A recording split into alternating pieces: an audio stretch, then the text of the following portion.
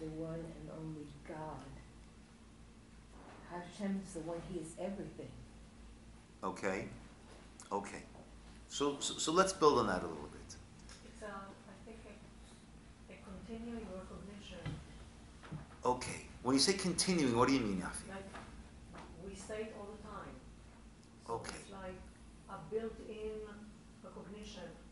Okay. For forever. So there could be continuing and there can be continuing. Okay? In other words, we mentioned before God has different names. Hashem, Yud-Kei, Vav-Kei is compassion. Elokim is din. Right? We live in this world and we see a lot of kindness and we see a lot of cruelty. Right? Those of you who were here on Sunday when we showed the documentary. Wow. We saw there could be such horrific, barbaric, animalistic cruelty, and there could be such incredible self-sacrifice, self-endangerment to help others. There's so much good in this world, and there's so much stinking in this world. So we don't deal with the rain god and the sun god. But there does certainly seem to be these different forces. And there's the compassion forces and there's the judgment forces. There's the beautiful sunrise and the sunset, and there are the tsunamis that wash away islands. There's so much around. Shma Yisroel, Hashem. That's that midah of compassion. Is Elokeinu. He is Elokim. It's all Him. Hashem Echad.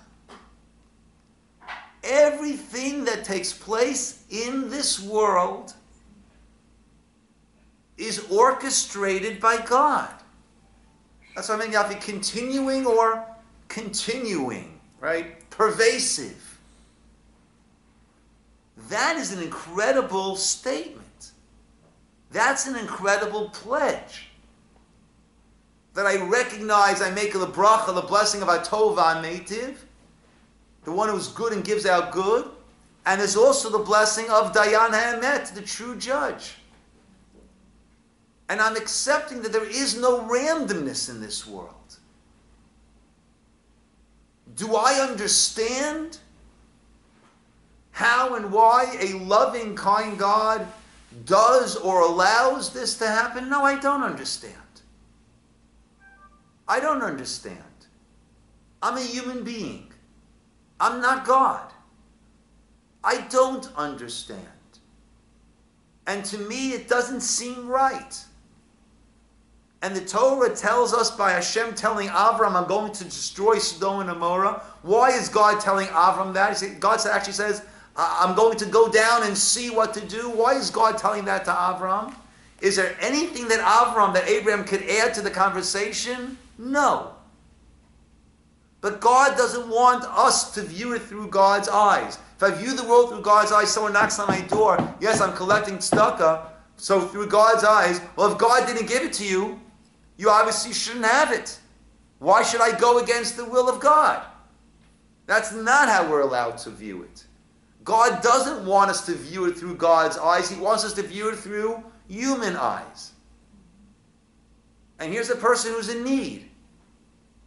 And thankfully, thank God, I have what to help.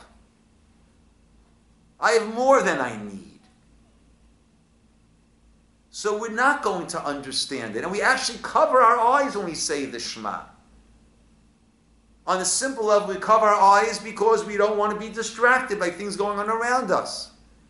But on a deeper level, Tversky says we cover our eyes because sometimes we need to shut out what we see all around us in order to proclaim Shema Yisrael Hashem Elokeinu Hashem Echad. And we don't say Hashem Elokim.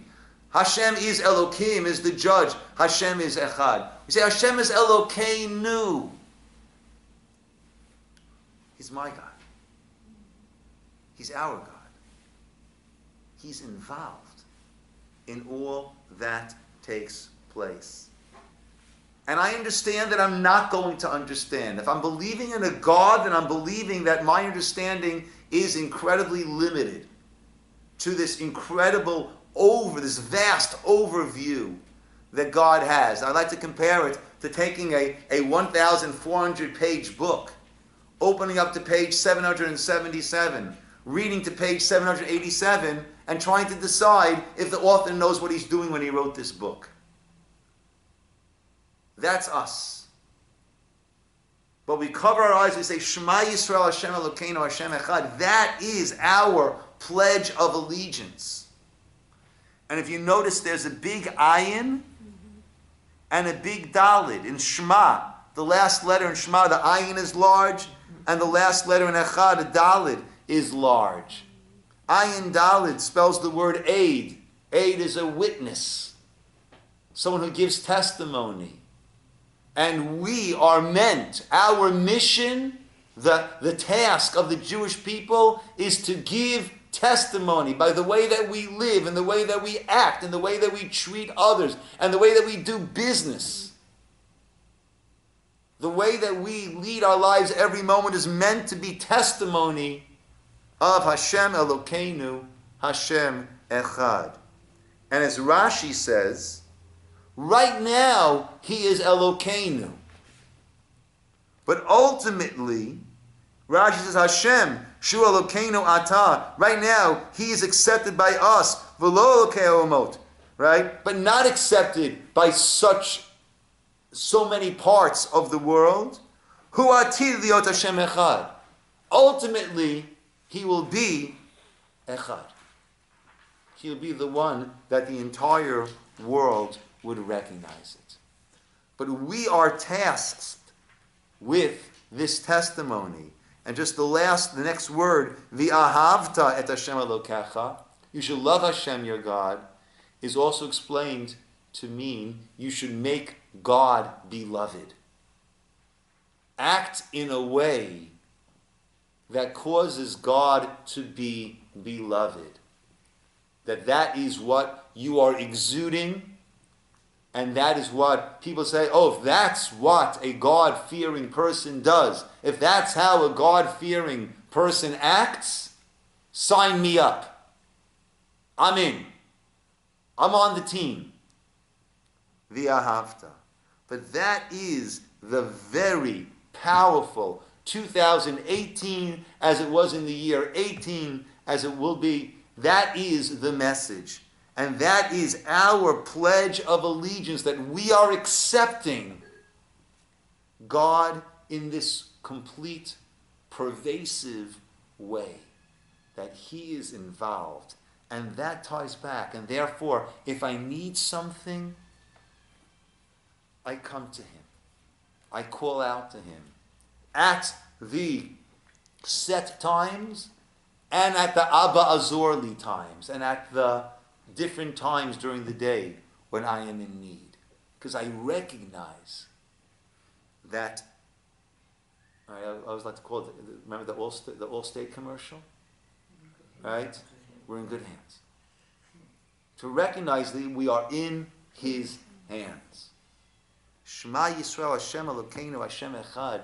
And that is why all the things we started with about tefillah are so relevant, are so important, are so crucial for ourselves and our lives. We need to be the aid to give that testimony, which leads to the ahavta.